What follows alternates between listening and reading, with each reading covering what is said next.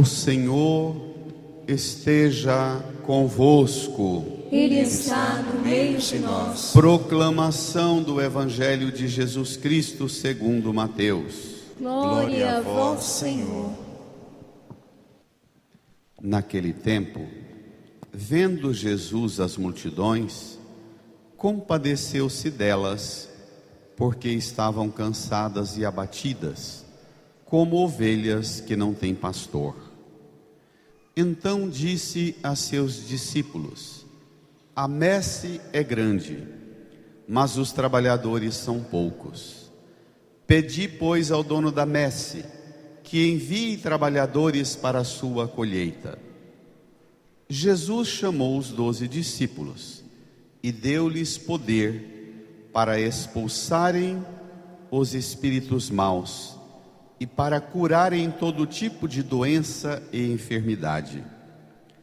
Estes são os nomes dos 12 apóstolos. Primeiro Simão, chamado Pedro, e André seu irmão. Tiago, filho de Zebedeu, e seu irmão João. Filipe e Bartolomeu, Tomé e Mateus, o cobrador de impostos. Tiago, filho de Alfeu, e Tadeu. Simão, o Zelota, e Judas Iscariotes, que foi o traidor de Jesus. Jesus enviou estes 12 com as seguintes recomendações: não deveis ir aonde moram os pagãos, nem entrar nas cidades dos samaritanos. Ide antes às ovelhas perdidas da casa de Israel. Em vosso caminho anunciai: o reino dos céus está próximo. Curai os doentes, ressuscitai os mortos, purificai os leprosos, expulsai os demônios. De graça recebestes, de graça deveis dar. De graça recebestes, de graça deveis dar. Palavra da salvação. Glória a vós, Senhor. Aleluia, aleluia, aleluia, aleluia, aleluia, aleluia, aleluia, aleluia. Sentados, num tempo de silêncio, rezemos pedindo que o Senhor abra nossa mente e nosso coração e nos faça compreender plenamente tudo o que a sua palavra hoje nos revela. Rezemos. Amém. Irmãs e irmãos, nós retomamos hoje, depois da Quaresma, da Semana Santa e da Páscoa, nós retomamos hoje a leitura do Evangelho de Mateus. Até o começo da Quaresma, no início do ano, nós já tínhamos lido até o início do capítulo 8. E hoje retomamos a leitura do Evangelho até a partir do capítulo 9, do finalzinho. E vamos ler, o Evangelho de Mateus tem 28 capítulos, nós vamos ler esses 19 capítulos que faltam, de hoje até o final de novembro. Portanto, eu recomendo e peço que você pegue a sua Bíblia em casa e retome a leitura do Evangelho de Mateus ao longo de todo esse ano. Particularmente, retomando a leitura de cada domingo e lendo entre um domingo e outro aquelas passagens que não foram proclamadas em cada domingo, e vá amadurecendo a sua compreensão na fé. Hoje, celebrando o mistério de Cristo presente em nossa vida, Ele nos reúne aqui e dirige-nos uma palavra diante das experiências que temos no nosso confronto com o mundo. Vamos lá? Tomem comigo o seu folheto, número 9, Evangelho de Mateus, do capítulo 9, versículo 36 até o capítulo 10, versículo 8. Então, depois de várias atividades de Jesus, teve a multiplicação dos pães, aí ele caminha com os apóstolos e chega nessa cena agora. Vamos ler? Naquele tempo, vendo Jesus as multidões, leia. Compadeceu-se delas, porque estavam cansadas e abatidas, como ovelhas que não têm pastor. Prestemos atenção numa coisa. Jesus vendo as multidões, não é a multidão. Multidão sempre sugere a palavra grega na Bíblia, no Evangelho, quando fala de multidão, é laos. Multidão significa aquele punhado de gente no mundo sem eira e sem beira, ou sem nada, sem família, sem casa, sem religião, sem escola, sem cidadania, migrantes, é o sem nada. Jesus vê as multidões, não é a multidão, mas muitas multidões. Ele vê as multidões e compadece delas. Compadecer significa padecer com. Jesus vê as multidões em situação de sofrimento e sofre com as multidões. Por quê? Ele vê as multidões que estão cansadas e abatidas, leiam comigo, como que? Ovelhas que não têm pastor. Vai, igreja, como? Ovelhas que não têm pastor. Se você olhar também hoje para o mundo, na maioria das vezes nós olhamos para o mundo não como Jesus, andando pelo mundo e enxergando as realidades, mas na maioria das vezes nós olhamos para o mundo através da televisão ou da internet, não é? No dia 24 de maio, festa de Nossa Senhora Auxiliadora, a gente pôs a imagenzinha em cima do caminhão do Corpo de Bombeiros e percorremos várias ruas da cidade, abençoando e rezando com a imagem de Nossa Senhora. E lá de cima do caminhão, a gente enxerga os lotes por dentro. Eu sempre repito isso logo depois. Esse é o 3º ano que a gente fez isso. E lá do alto a gente enxerga o mundo por dentro. A gente vê que realidade esconde atrás dos muros, das cercas e das grades. E uma coisa que sempre me impressiona, mesmo nos bairros mais bem arrumados aqui no Senador Canedo, limpinhos e organizados, com casas melhores, mas em todos os bairros de Senador Canedo você enxerga lá de cima casas, barracões, lotes e famílias vivendo numa situação de grande degradação, de grande sofrimento. Nós não imaginamos o que acontece atrás desses muros. Nós enxergamos o mundo através, digo de novo, da televisão e da internet. E a gente enxerga o mundo e chora no sofá. E fica assim. E nós pensamos que nós somos bons porque a gente vê o sofrimento das multidões e chora. Mas não passa disso. Na melhor das hipóteses, a gente debate exaltado com os amigos quem é culpado desse sofrimento. Ou aponta o dedo para a multidão e diz: mas esse povo está assim por causa disso e disso e disso, e os culpados são aquele. E a gente nunca se põe na cena. Qual é a minha responsabilidade? Como é que eu devo situar-me dentro dessa realidade? Jesus entra dentro dessa realidade. Ele vê a multidão, ele não ouve falar, ele vê. Segundo, ele compadece, ele padece com, e identifica a causa do sofrimento.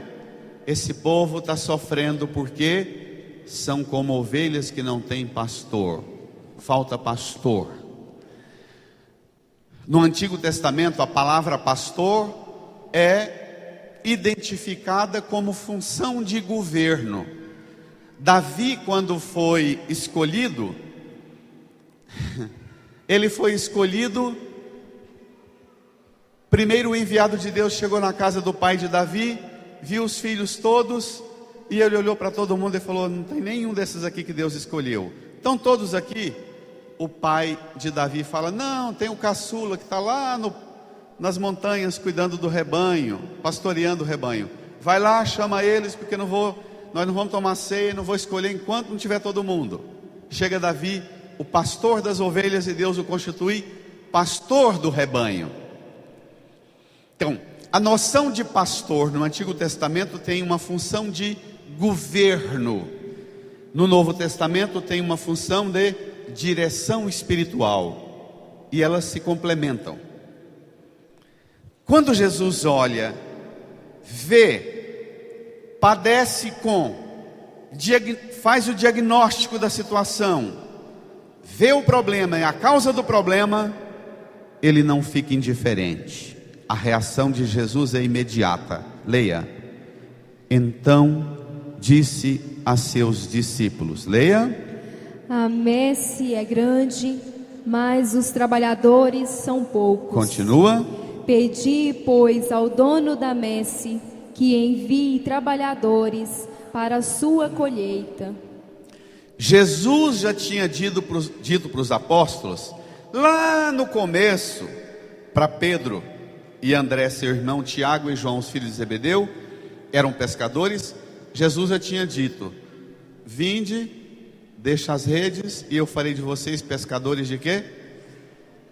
De homens. Então eles já tinham noção que Jesus iria dar a eles uma missão. Eles estão caminhando com Jesus já há 10 capítulos no Evangelho. Jesus os chama e diz assim: está vendo essa situação de sofrimento do mundo, da sociedade? A primeira coisa que Jesus fala, eles provavelmente pensaram: Jesus vai mandar a gente enfrentar isso tudo. E Jesus fala: primeira coisa que você tem que fazer quando olha o sofrimento do mundo é: mete o joelho no chão e levanta os olhos para Deus e apresenta a Deus a realidade e pede a Deus que mande mais operários, porque a messe é grande, os operários são poucos. Irmãs e irmãos, na minha vida de padre, eu já vi muitos padres, muitas freiras, muitos missionários leigos, muitas esposas e esposos, muitos pais e mães de família, muitos jovens que veem os problemas do mundo e se sentem tocados e compadecem-se com a realidade que veem e resolvem e procuram a igreja e falam: vamos fazer alguma coisa, e começa a fazer, resolver um problema, e de repente vai levar uma cesta básica e vê que precisa de mais outra coisa, mais outra coisa, mais outra coisa, mais outra coisa, e a pessoa começa a correr atrás de tudo quanto é trem. Daqui um pouco ela não sabe mais o lugar e o canto dela, nem na família dela, nem na igreja e nem naquela situação de sofrimento. Ela se perde. E tem muita gente que se perde. Eu vou até fazer um desabafo. Todas as iniciativas que eu já tive nesses 21 anos de padre, chamando as pessoas para ajudar na paróquia, nesses projetos sociais de ajudar os necessitados, fracassam. Sabe por quê? Porque quando aparece alguém necessitado, eu chamo as pessoas para ajudar e digo: olha, a situação da pessoa é essa. Eu sei que vocês indo para lá, vocês vão encontrar uma situação muito mais espantosa que vai tocar muito o coração de vocês, mas eu peço, pelo amor de Deus, me obedeça. Vocês vão lá e vão fazer isso. Tá claro? Tá, padre, o que é isso? Posso confiar em vocês? Pode, padre, o que é isso? E as pessoas vão lá e começam a inventar trem. e inventa e começa a fazer um alvoroço, porque elas começam pela presunção. Se o Senhor me deu a capacidade de ver o sofrimento, eu vou resolver isso tudo e mobilizar a cidade inteira para resolver. E ainda fala assim: o padre não quer que a gente ajuda. Eu quero que ajuda, mas eu quero que você faça a sua parte. Eu quero que você não tenha a presunção de achar que você vai dar conta de tudo, porque eu não dou conta de tudo e você não vai dar conta de tudo. E quem falou para mim que eu tenho limite, e quem fala para mim que você também tem limite, é o Senhor. Ele diz: oi, crianças, oi, presta atenção, tá? Depois você brinca. O Senhor diz: está vendo a realidade? Dobre o joelho no chão e peça ao Pai que mande operários para a messe, porque a messe é grande e os operários são poucos. Não caiam na besteira de enfrentar essa situação com a força de vocês, porque a situação é maior que a força de vocês. Vocês que são esposas e esposos, quando conheceu ela ou ele, foi aquela empolgação danada, apaixonou, foi? Empolgou. E aí ela conta para você os problemas da família dela, você conta os problemas da família sua. E ela dá todo o palpite de como deveria ser a solução para a família do namorado, e o namorado dá toda a sugestão de como deveria ser a solução. Aí fica noivo, e vai conhecendo mais a família, e começa a envolver e dá palpite na família do outro. Não é assim? E quando casa, começa e empolga, e até para ganhar a família, começa a ajudar e fazer tudo quanto é trem. Daqui um pouco começa a não ver os resultados que queria, e começa a dizer assim: bem, essa família sua não vale nada, não compensa ajudar. Isso existe? Não, esse irmão seu não tem juízo, não compensa fazer nada para ele, não. Seu pai e sua mãe não tem cabeça, não compensa, não, vamos tomar distância. Isso existe? Porque você entra na família dele e dela querendo e cometendo uma besteira, achando que os seus palpites vão resolver tudo. E a primeira coisa que o Senhor pede de você, quando você olha para a família dela, quando a família dele, é: reconheça os seus limites. E perceba que a obra é maior do que as suas forças. E antes de derramar suor, lágrima e esforço para resolver os problemas da vida dele ou dela, lasque o joelho no chão e peça ao Senhor que mande mais operários, porque a família dessa mulher e a família desse homem é mais complicado do que você imagina. Tá claro? Tá claro? Muitos chegam a uma altura de tomar distância, e aí o marido vê que a mulher vai convencendo a mulher a tomar distância da família dela, e a mulher fala: eu afastei da minha família, agora se afasta da sua também. E os dois se isolam. É outra burrada. Isso existe? Reconheça os seus limites. Jesus diz isso para mim e para você. Não caia na besteira de olhar para os dramas do mundo e achar que vai dar conta de tudo. Nas minhas experiências de padre, nós já começamos experiências fantásticas, projetos assim de ajuda para as pessoas, assim, que teve etapas extraordinárias. Mas aí as pessoas começam: e se a gente fazer tal coisa? E se a gente fazer tal coisa? Aí vem atrás de mim, eu falo: não é para fazer não, não é para fazer não. Continue fazendo o que eu pedi a vocês. Até porque o Espírito Santo vai dizendo a mim outras pessoas que eu tenho que procurar e pedir para fazer outras coisas. E as pessoas desobedecem. Aqui já aconteceu isso umas 5 vezes. Em todos os lugares. As pessoas desobedecem e começam a achar. Algumas até dizem: esse padre não quer que a gente faça o bem para os outros. Eu quero, mas eu quero que você faça o bem dentro das suas possibilidades e dos seus limites. Está claro? Está claro? Inclusive fazer o bem para a família dessa esposa sua e desse esposo seu, dentro dos seus limites. Daqui um pouco a gente volta a isso. Vamos. Jesus chamou os 12 discípulos, leia: e deu-lhes poder para expulsarem os espíritos maus e curarem todo tipo de doença e enfermidade. É engraçado que Jesus pede aos discípulos duas coisas: expulsar os espíritos maus e curar a enfermidade. Não pede para eles dar cesta básica, não é? Não pede para eles fazer uma revolução política para mudar a sociedade.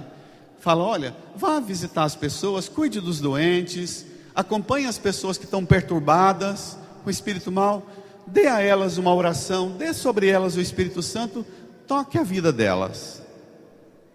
Nós queremos e temos uma noção de nós mesmos muito maior do que verdadeiramente somos, e por isso sempre derrapamos no limite nosso e dos outros. Jesus falou: olha, cuide das pessoas que estão perturbadas espiritualmente e perturbadas fisicamente. Cura as pessoas espiritualmente e cura as pessoas fisicamente. Cuida da saúde do corpo e da alma. Expulsar os espíritos maus e curar a enfermidade significa isso. Cuida da saúde do corpo e da saúde da alma. Só que quando você vai cuidar da saúde do corpo da pessoa, você percebe que ela não tem doença só do corpo, ela tem doença também da alma. Você vai cuidar da doença da alma e você diz assim: não, mas o seu problema não é doença de alma, é doença física, é do corpo. Um exemplo muito claro disso, nós mais velhos, eu tinha na minha família quem tinha epilepsia. E os antigos na roça pensavam que a epilepsia era o demônio que baixava, não é? Que a pessoa desmaiava, tremia, torcia, espumava a boca. De repente a ciência inventa uma máquina que você enfia a gente lá dentro dessa máquina, faz um mapeamento do cérebro e acha o ovo de solitária lá na cabeça. E não é capeta, é ovo de lombriga. E tem um bando de besta de pregador até hoje achando que ovo de lombriga é capeta. Ovo de lombriga é ovo de lombriga, não é capeta. Não é um ser espiritual que possuiu a pessoa. E não adianta berrar e gritar para o ovo da solitária sair, que não. É com tratamento, ou às vezes nem tratamento tem. Ou cura, desculpe, às vezes nem cura tem, mas tem um tratamento que mantém a pessoa estabilizada, mas cura não tem, dada a gravidade. Eu tive isso com um irmão meu, que morreu inclusive, depois de 6 cirurgias na cabeça. E a esposa, que era crente, ele começava a passar mal, ele delirava, e ela na enfermaria: Jesus, sangue de Jesus tem poder, repreende essa manifestação do mal. Eu falava: Amanda, é o cérebro dele que inchou e está mexendo na região da razão dele, ele está perdendo a razão, não tem capeta aqui não. E ela: não, sangue de Jesus, e gritava o capeta. Burrice, ignorância. Vamos, estes são os nomes dos 12 apóstolos.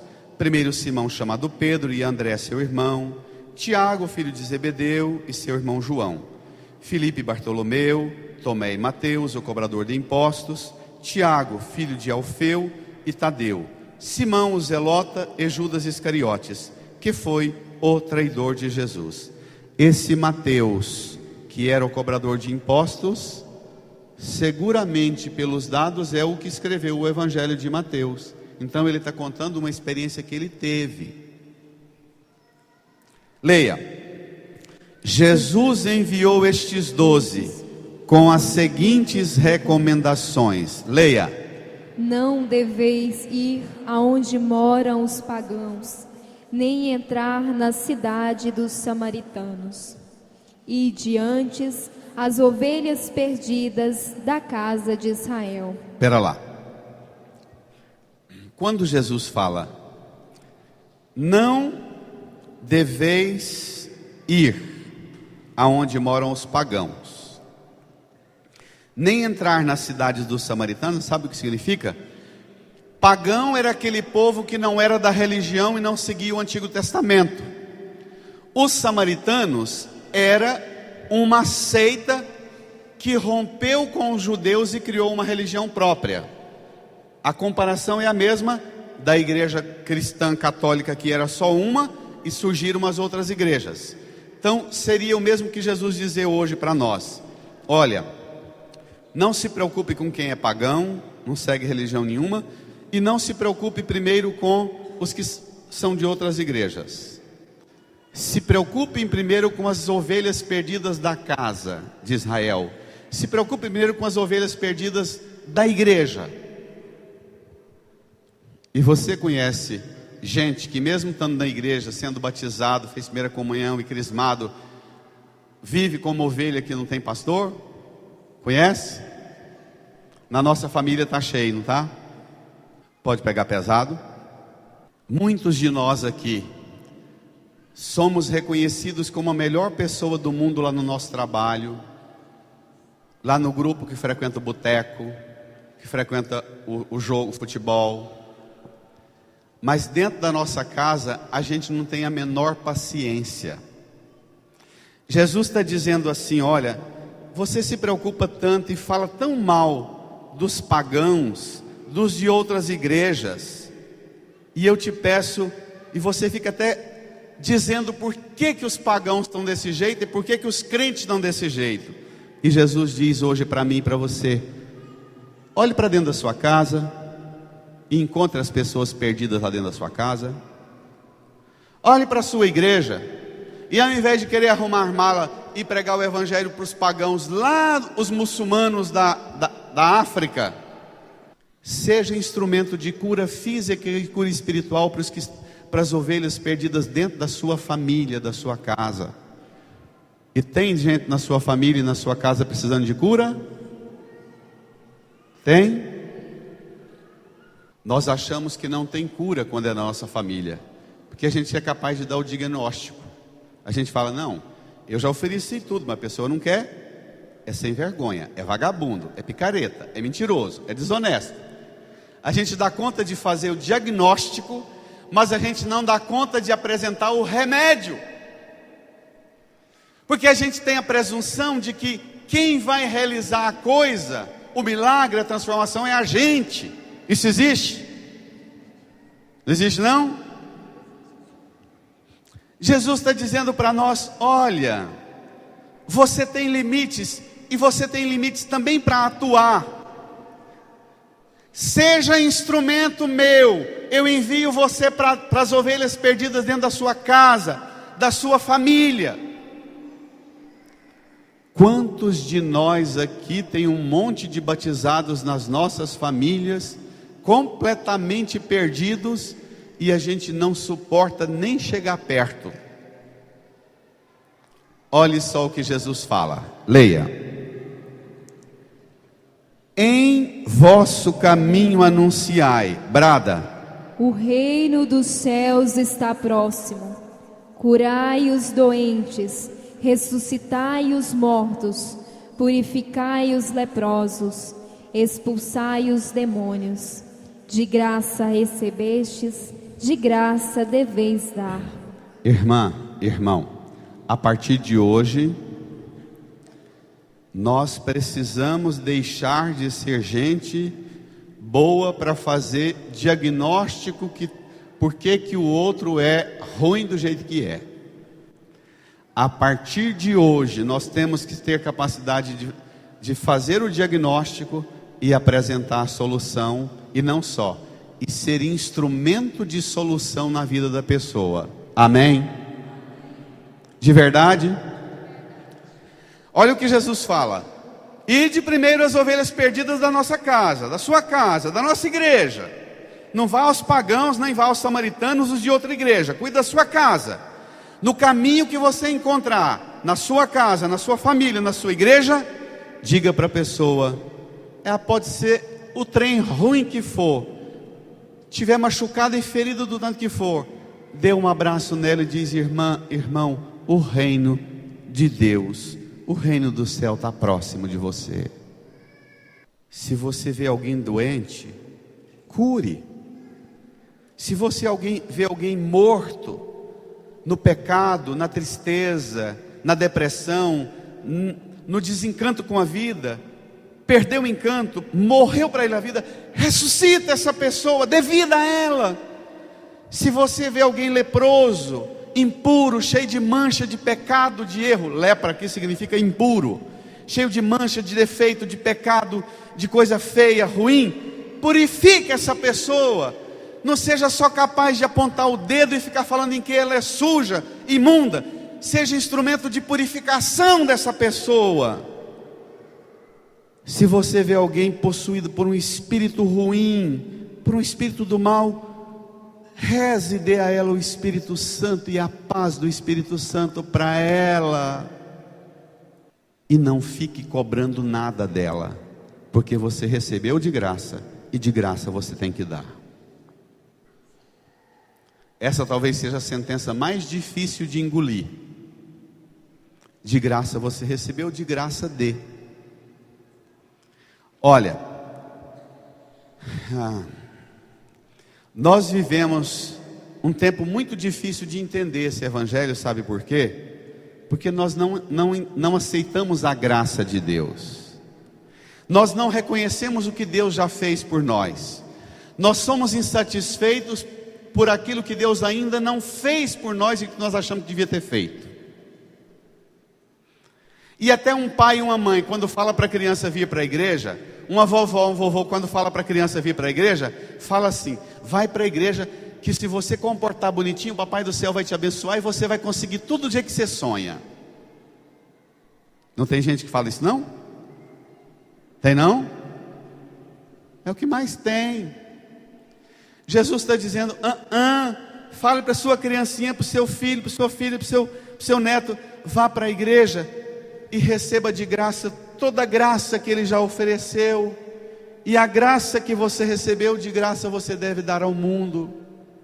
Você deve fazer o bem para o mundo, não em troca de bênção e de graça e de milagre nenhum. Faça o bem para o mundo, porque você já recebeu a graça.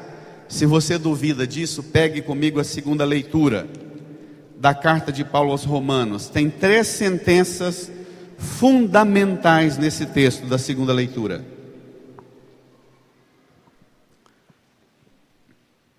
Da carta de Paulo aos Romanos, capítulo 5, versículos 6 até 11. Irmãos, 3 vezes ele vai falar quando ainda éramos. Leia.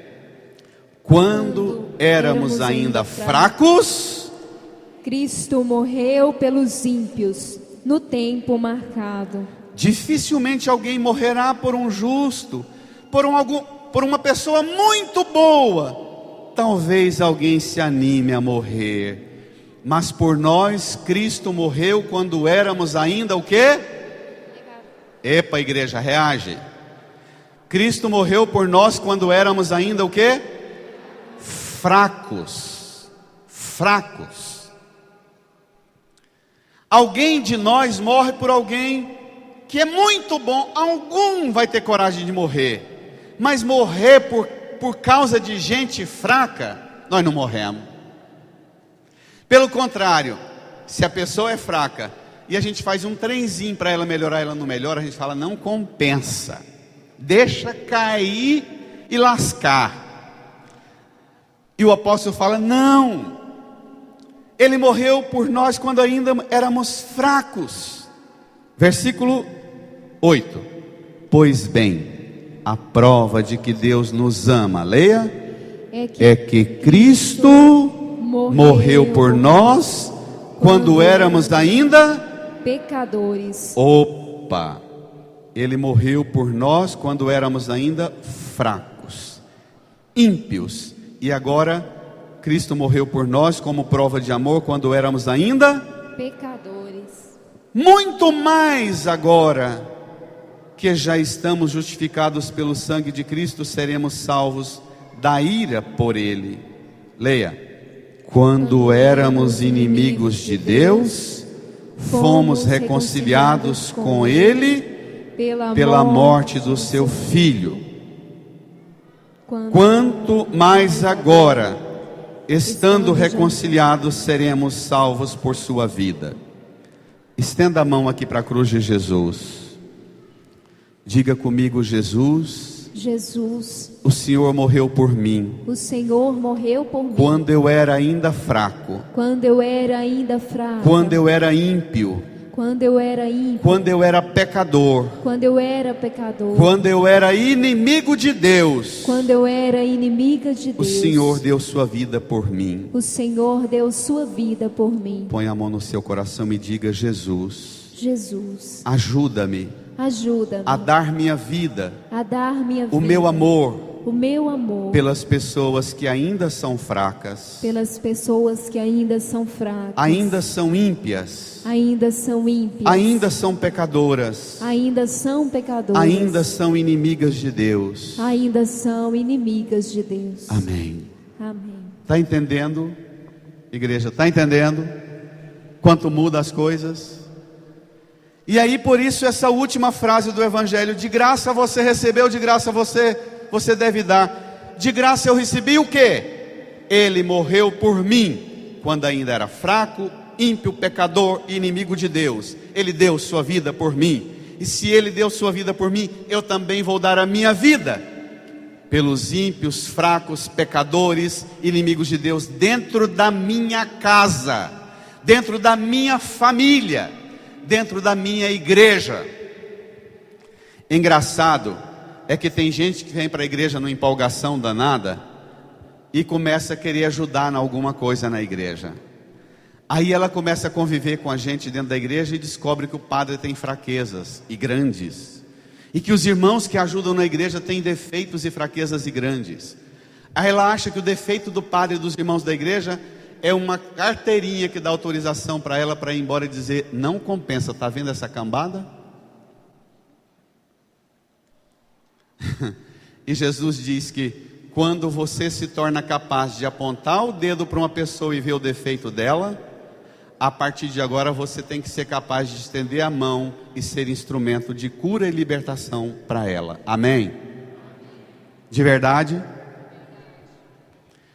Irmãs, deixa eu falar um assunto grave. Na Arquidiocese de Goiânia, que constitui, o Dom Washington é bispo da Grande Goiânia e mais 26 municípios ao redor da Grande Goiânia. Nesses 27 municípios, existem 51 congregações de religiosas, de freiras. Uma delas é a congregação das nossas irmãs franciscanas aqui no Canedo. Das 51 congregações que tem na arquidiocese, que são mais de 400 irmãs consagradas e trabalhando pelo reino de Deus, sabe quantas moças criaram coragem de entrar no convento e estão se preparando para ser freira? Das 50 congregações que tem, e mais de 400 freiras, sabe quantas tem? 6. Sabe por quê? Porque as nossas famílias não olham mais para o sofrimento do mundo e não dobram o joelho no chão e dizem ao Senhor: Senhor, manda operários para a messe, porque a messe é grande, os operários são poucos. Pai e mãe não reza mais pedindo ao Senhor que mande operários para a messe. Filho que não vê o pai e a mãe olhar para os sofrimentos do mundo, pai e mãe que não se compadece com o sofrimento do mundo e não dobra o joelho e diz: Senhor, mande operários para esse mundo cheio de sofrimento. É o joelho de um pai e uma mãe dobrado, intercedendo e pedindo ao Senhor que mande operários para quem está sofrendo, que toca o coração de uma criança, de um adolescente, de um jovem, de uma jovem, diz: eu vou ser padre, eu vou ser freira, eu vou ser missionária, eu vou ser missionário, eu vou pregar o Evangelho. O ano passado, em 2016, foram crismadas e crismados quase 5.000 adolescentes e jovens. E a gente crisma quase 5.000 adolescentes e jovens, e ninguém dessas meninas e meninos tem vontade de serem pregadores do Evangelho. Tem uma coisa errada com as nossas famílias, tem uma coisa errada com a nossa catequese, tem uma coisa errada com essas meninas e meninos que não vê mais pai e mãe e a igreja rezar pedindo ao Senhor: mande operário para a messe é grande, Senhor, o sofrimento do mundo é grande. Nós somos capazes de sair da missa e dizer lá em casa no fim de semana: eu acho que a igreja devia mudar e ser assim e assim, acho que o Papa deveria fazer isso e isso, acho que o bispo deveria fazer isso e aquilo, esse padre deveria fazer tal coisa e não outra coisa e outra coisa. Nós somos capazes de sermos juízes do mundo, mas não somos capazes de olhar para o sofrimento do mundo e lascar o joelho no chão e dizer: Senhor, mande operárias e operários para a messe. A messe é grande, o sofrimento da humanidade é grande. Mande gente para anunciar o Evangelho, para dizer: o reino dos céus está próximo para esse povo que sofre, Senhor. Irmã, irmão, repito, primeira coisa, se você tem Jesus na sua vida, você tem que ter 3 coisas a partir de hoje. 4 coisas.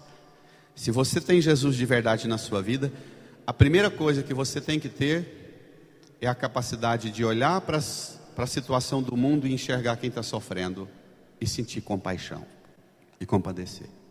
E compadecer não é ficar no sofá assistindo tragédia e desgraça, as notícias de morte, chorar e não fazer mais nada, não. Compadecer significa ver o sofrimento, lascar o joelho no chão e dizer: Senhor, a messe é grande, os operários são poucos, mande.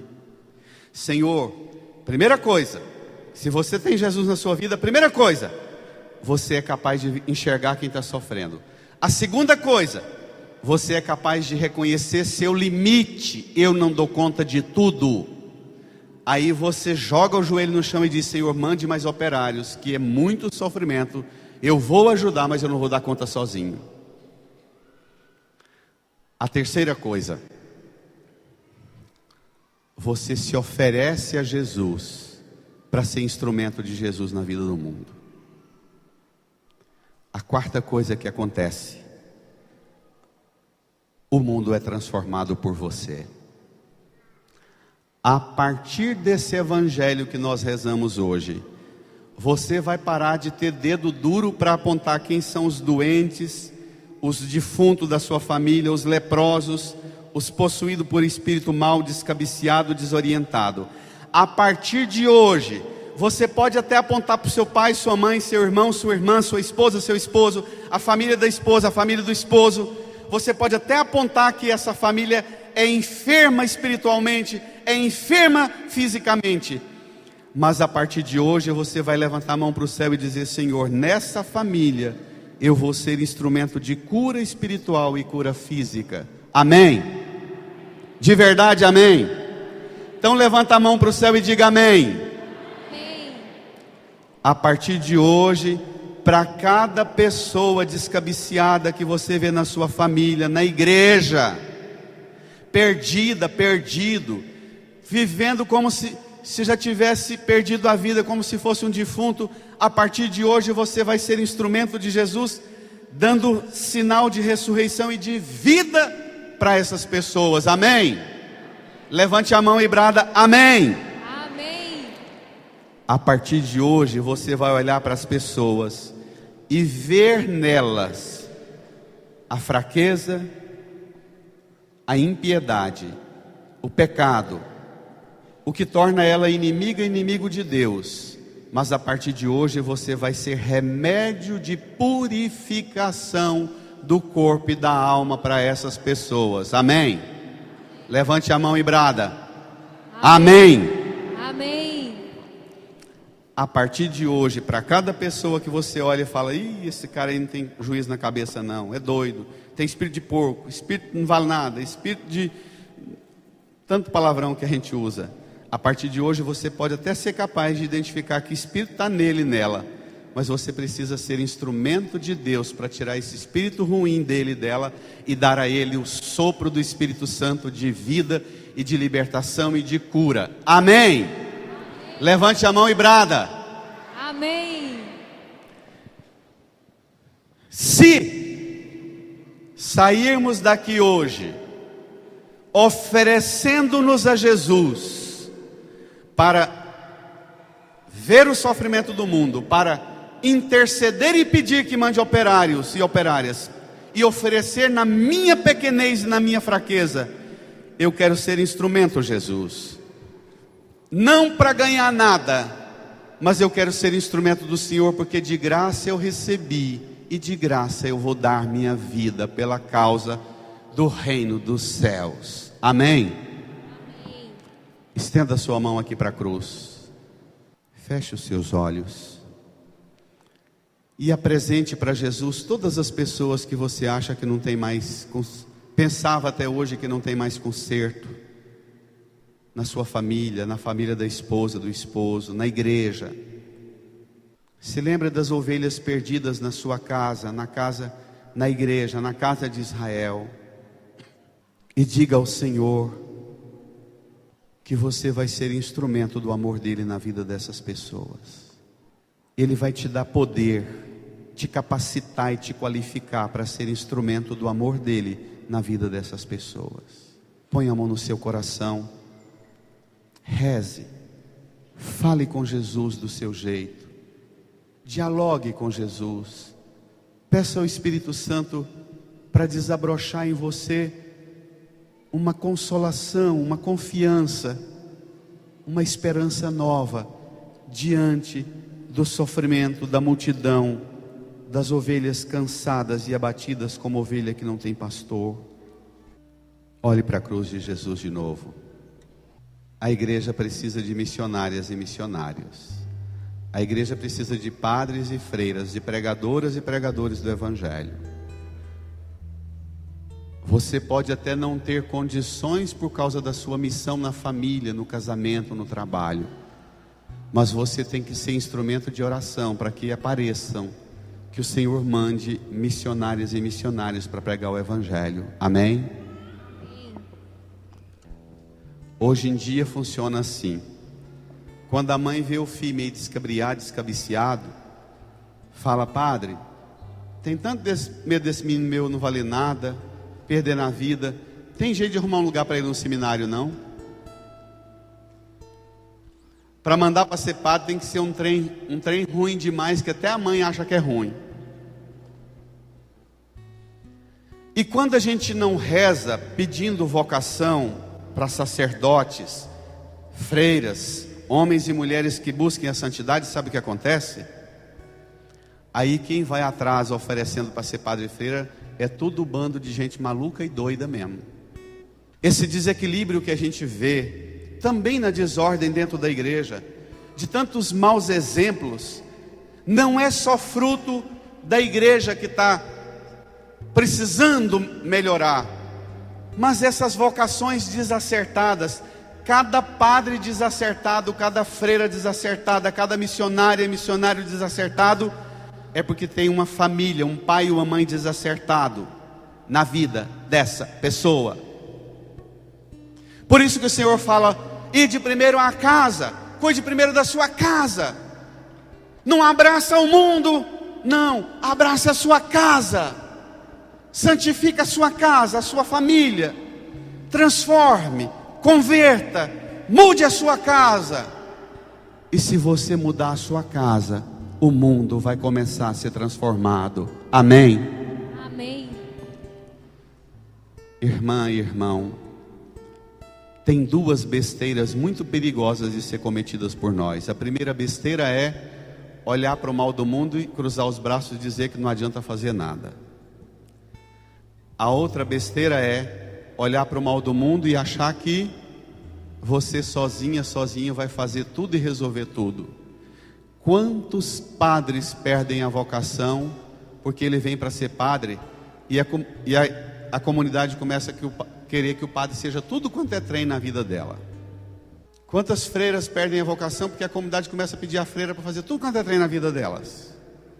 E o padre não tem mais tempo de rezar, de escutar a palavra de Deus, de jogar o joelho no chão e pedir ao Senhor. Mas também a nossa família, quanto desequilíbrio tem lá, porque a gente começa a fazer tudo e achar que a gente pode tudo. Apresente ao Senhor você e ofereça você como instrumento nas mãos de Deus para fazer o que Deus acha que precisa. Incline a sua cabeça, Feche os olhos, põe a mão no coração e ofereça você, como os 12 apóstolos se ofereceram, ofereça você nas mãos de Jesus, para que você seja instrumento da salvação, do amor, da cura, da libertação, primeiro na sua casa, na sua família, na sua igreja.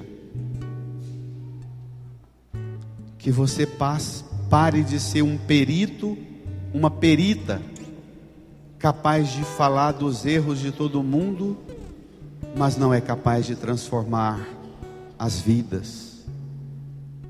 Reze ao Senhor. Espírito Santo de Deus, inunda meu ser, inunda meu ser. Quero sentir o amor do meu Senhor, do meu Senhor, para poder perdoar o meu irmão, abrir meu coração, viver o amor, para sentir a paz interior, sobre o mal ser vencedor, alegrar-me em ti. Inunda meu ser, ai, inunda meu ser, inunda meu ser, ai, inunda meu ser, inunda meu ser. Espírito Santo de Deus, inunda meu ser. Se você puder ajoelhar-se, se por algum problema grave de saúde você não puder ajoelhar, fique de pé, mas faça um esforço. Podendo ajoelhar, ajoelhe-se, põe a mão no seu coração e faça o que Jesus mandou.